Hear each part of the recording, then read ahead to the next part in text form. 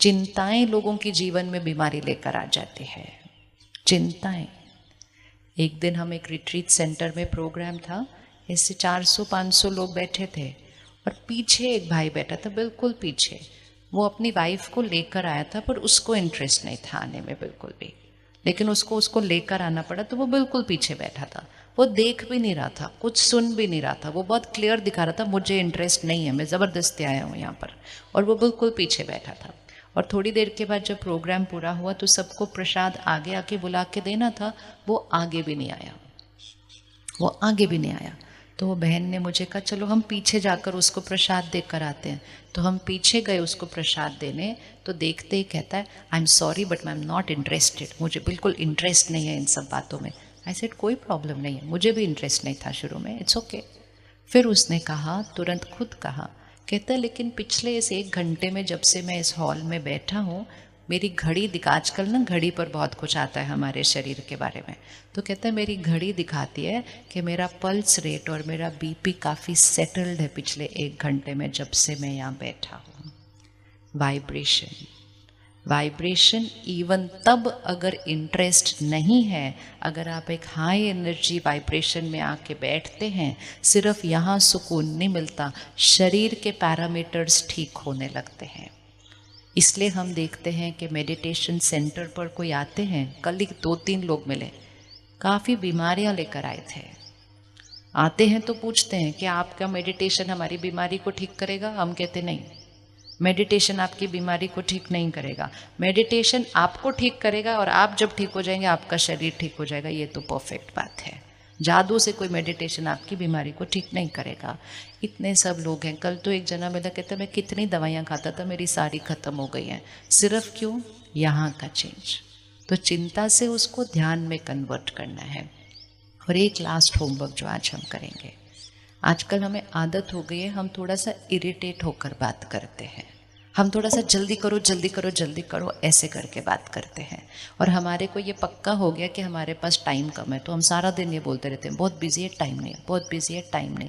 ये भी संस्कार हमारे पास फ़ोन से ही आया है, क्योंकि फ़ोन हमारे मन को इतना ज़्यादा इंग्रॉस्ड रखता है, हमें लगता है कि मेरा टाइम कहीं जा रहा है सारा। ये संस्कार कि मैं बिज़ी हूँ, मेरे पास टाइम कम है, वो संस्कार हमारे शरीर पर बहुत ज़्यादा असर करता है। क्योंकि मैं बार बार कह रही हूँ जल्दी करो टाइम कम है, जल्दी करो टाइम नहीं है, जल्दी करो टाइम नहीं है। कौन बोलता है टाइम नहीं है?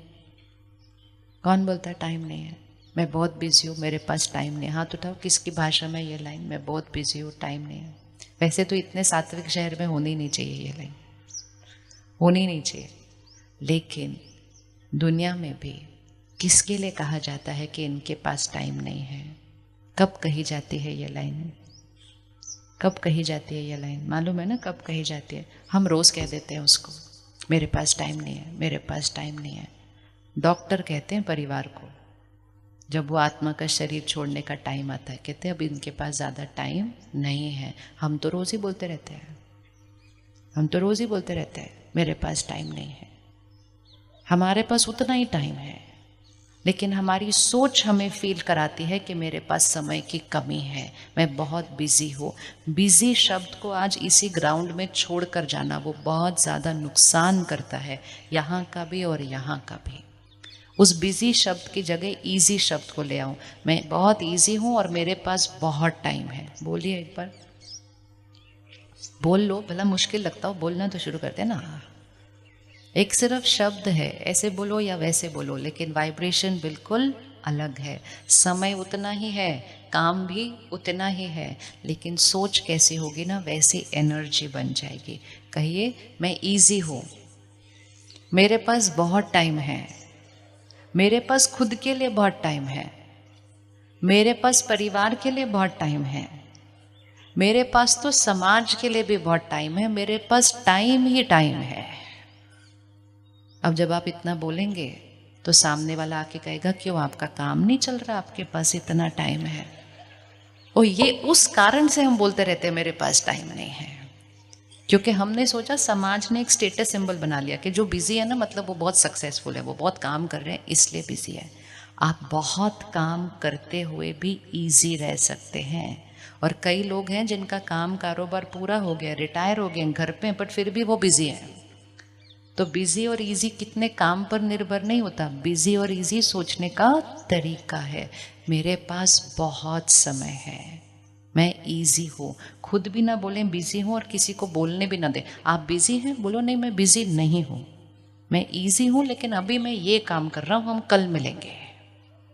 शब्द शब्द एक वाइब्रेशन है, एक एनर्जी है। मैं इजी हूँ, कभी भी कमी का शब्द नहीं यूज करना है। ना समय को कम बोलना है, ना धन को कम बोलना है।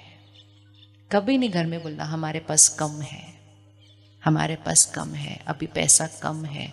कम हो तो भी बोलना भरपूर है, क्योंकि जैसा सोचेंगे वैसा बोलेंगे, वैसा ही होगा, वैसा ही होगा। आपने कभी मंदिर में देखा हो, गुरुद्वारे में देखा हो, कितने भी लोग आते हैं ना, प्रसाद नहीं खत्म होता कभी वहाँ पर। उनको पता भी नहीं होता कितने लोग आने वाले हैं आज, लेकिन प्रसाद कभी खत्म नहीं होता मंदिर में, गुरुद्वारे में, क्योंकि वहाँ के सब सेवाधारी एक ही संकल्प दोहराते हैं, भरपूर है, भरपूर है, भरपूर है, भरपूर है। और वो प्रसाद को हमेशा ढक के रखते हैं, किसी को देखने नहीं देते प्रसाद, क्योंकि अगर जो देखता है ना वो आके बोलता है ओ इसमें तो अभी कम है, वो देखने नहीं देंगे। पहले ज़माने में घर में माताएं जब खाना बनाती थी ना, उसको भी ढक के रखा जाता था, आटे को भी ढक के रखा जाता था। वो कपड़े के नीचे से हाथ डाला जाता था, आटा निकाला जाता था, रोटी बनाई जाती थी। कोई आता था, पूछता था और एक रोटी है, बोलती थी भरपूर है, तुम आराम से खाओ। लेकिन अगर वो कपड़े के नीचे देख ले तो वो बोलेगा ओहो ये तो कम है। कम शब्द कभी खाने में जाना नहीं चाहिए।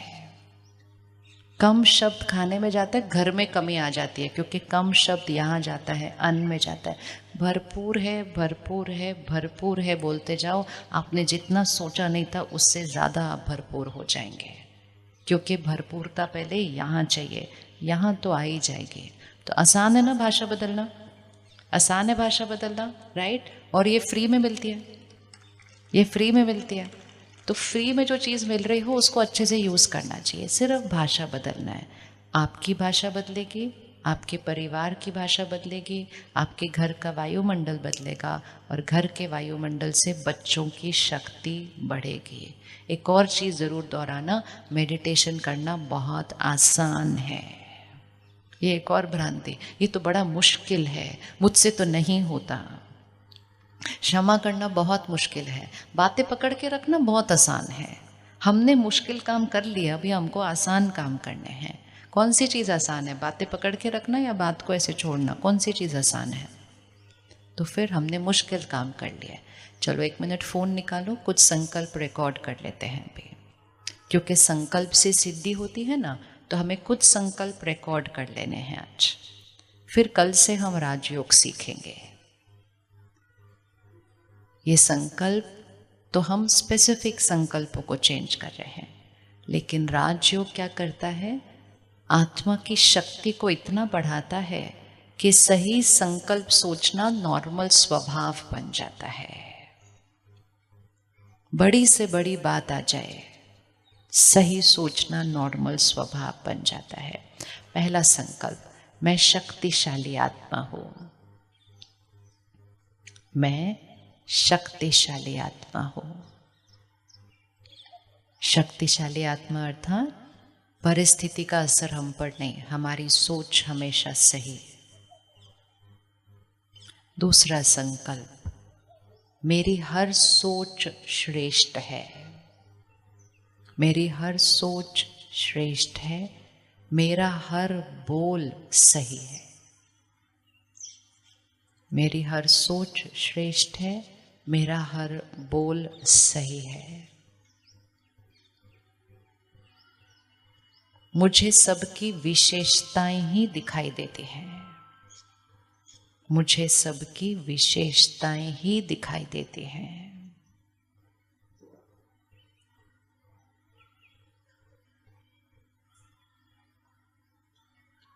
सम्मान देना, दुआएं देना, ये मेरा स्वभाव है।